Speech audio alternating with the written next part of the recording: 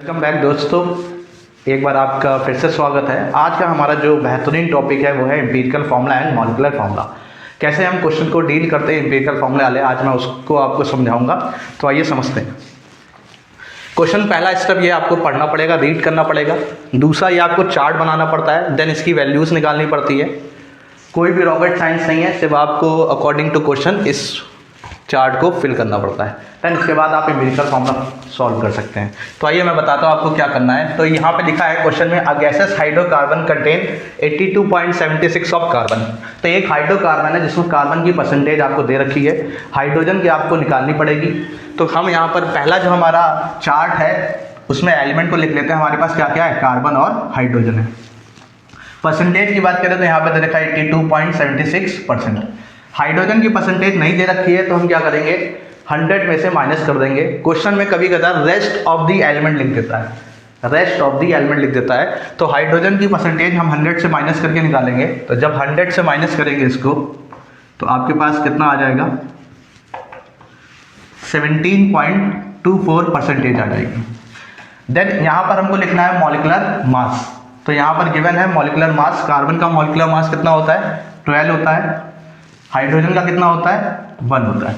अब देखिए इसको क्या करना है, ये जो परसेंटेज है इसको मॉलिक्यूलर मास से डिवाइड कर देते हैं। ये स्टेप है यहाँ का, परसेंटेज को मॉलिक्यूलर मास से डिवाइड कर देंगे तो ये हो जाएगा 82.76 डिवाइड बाई 12 और ये आ जाएगा 17.24 डिवाइड बाई 1।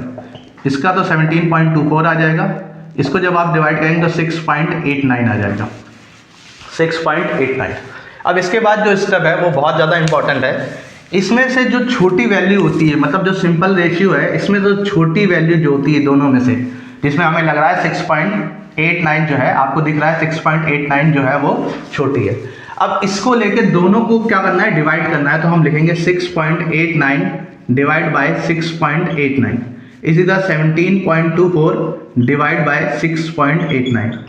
ये हमको कितना दे देगा, तो हमारे पास आ जाएगा कितना, इसको डिवाइड करने पे 1 आ जाएगा और इसको डिवाइड करने में 2.5 आ जाएगा। क्योंकि यहाँ पर लिखा हुआ है सिंपल होल रेशियो में होना चाहिए, जबकि हमारे पास डेसिमल वैल्यू आ गई है, तो हमको सिंपल होल रेशियो में इसको मतलब कन्वर्ट करना पड़ेगा। तो हम मल्टीप्लाई कर देंगे इसको 2 से, इस बात का जरूर ध्यान रखिएगा। 2 से मल्टीप्लाई कर देंगे ऊपर नीचे दोनों को, तो ये हमारे पास आ जाएगा 2, देन ये हमारे पास आ जाएगा 5। अब हमारा पूरा चार्ट तैयार हो चुका है। अब हम अपने क्वेश्चन को बड़े आराम से कर सकते हैं। फर्स्ट ऑफ ऑल हमको क्या निकालना है, हमको एम्पिरिकल फार्मूला निकालना है, देन उसके बाद मॉलिक्यूलर फार्मूला निकालना है। तो यहाँ पर जो एम्पिरिकल फार्मूला आ जाएगा, इतना चार्ट बनाने के बाद हमको एम्पिरिकल फार्मूला मिलेगा। तो जो एम्पिरिकल फार्मूला होगा वो कितना हो जाएगा, कार्बन को हम मल्टीप्लाई करेंगे 2 से और हाइड्रोजन को मल्टीप्लाई करेंगे 5 से, तो ये हो जाएगा C2H5। ये हमारा हो गया एम्पिरिकल फार्मूला।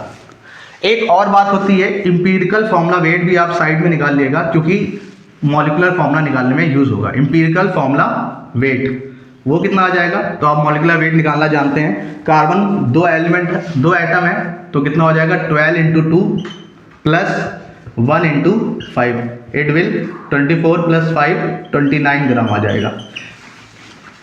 क्योंकि मॉलिक्यूलर फार्मूला निकालना है तो इसलिए हमको एम्पिरिकल फार्मूला वेट की जरूरत पड़ेगी। ठीक है, कैसे निकालते हैं मॉलिक्यूलर फार्मूला, तो उससे पहले इसके बाद आपका जो नेक्स्ट स्टेप होगा वो n की वैल्यू निकालनी है।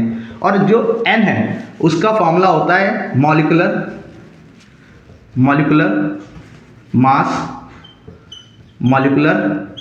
Mass upon empirical formula wait, जो कि हमने निकाला है यहाँ से। अब हम अगर मॉलिक्यूलर मास की बात करें तो मॉलिक्यूलर मास कहाँ से निकलेगा, तो by the use of vapour density. हम वेपर डेंसिटी का यूज करेंगे, जो हमको दे रखा है 29। तो वेपर डेंसिटी और मॉलिक्यूलर मास का एक रिलेशन होता है कि जो मॉलिक्यूलर मास होता है हमारा, वो वेपर डेंसिटी का डबल होता है। तो 2 × वेपर डेंसिटी। वेपर डेंसिटी कितना दे रखा है 29 और हमारे पास कितना आ जाएगा 58 ग्राम आ जाएगा। तो हमारे पास मॉलिक्यूलर मास आ गया कितना 58 ग्राम। तो n की वैल्यू हमको निकालनी है, ये आ जाएगा 58 ग्राम अपॉन एम्पिरिकल फार्मूला वेट कितना आ गया था 29 ग्राम, ये आ जाएगा हमारा 2। n की वैल्यू हमारे पास आ गई कितनी 2। अब अगर हमें मॉलिक्यूलर फार्मूला निकालना है तो मॉलिक्यूलर फार्मूले के लिए हमें क्या करना पड़ेगा कि कि जो हमारा मॉलिक्यूलर फॉर्मूला है उसका भी निकालने का तरीका है, हम n को एम्पिरिकल फॉर्मूला से मल्टीप्लाई कर देते हैं। n को एम्पिरिकल फॉर्मूला से मल्टीप्लाई कर देते हैं। पहला स्टेप हमने चार्ट बनाया, देन उसके बाद एम्पिरिकल फॉर्मूला निकाला, कार्बन को मल्टीप्लाई करके हाइड्रोजन को मल्टीप्लाई कर देंगे। एम्पिरिकल फॉर्मूला वेट निकाल लिया जो कि रिक्वायर है मॉलिक्यूलर फॉर्मूला निकालने के लिए। n का यूज करके n की वैल्यू हमने निकाली। n का फॉर्मूला याद रखिएगा, molecular mass upon empirical formula wait. Molecular mass कैसे निकलेगा? By the use of vapour density. इसका भी एक रिलेशन होता है कि मॉलिक्यूलर मास जो होता है 2 × Vd होता है, तो हमने मल्टीप्लाई कर दिया, ये हमारे पास आ गया 58 ग्राम। अब मॉलिक्यूलर जो फॉर्मूला हो जाएगा वो हो जाएगा, n की वैल्यू कितनी आ गई थी हमारे पास 2, और एम्पिरिकल फॉर्मूला हमारे पास कितना आ गया था C2H5। जैसे ही हम इसको मल्टीप्लाई करेंगे ये हमारे पास आ जाएगा C4H10। C4H10 ये हमारे पास आ गया मॉलिक्यूलर फॉर्मूला C4H10, ये इसका आंसर हो जाएगा।